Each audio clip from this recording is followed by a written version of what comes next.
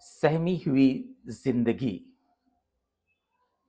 तितलियां जिन गीतों की लय पर बागों में थरकती रहती थीं, वो गीत अब उदास हैं।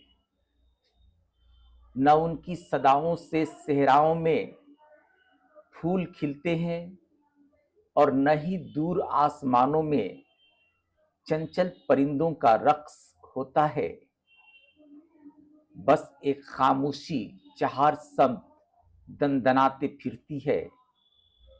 ऐसा लगता है इस कायनात के किसी गोशे में किसी मासूम कली का दिल चटका है।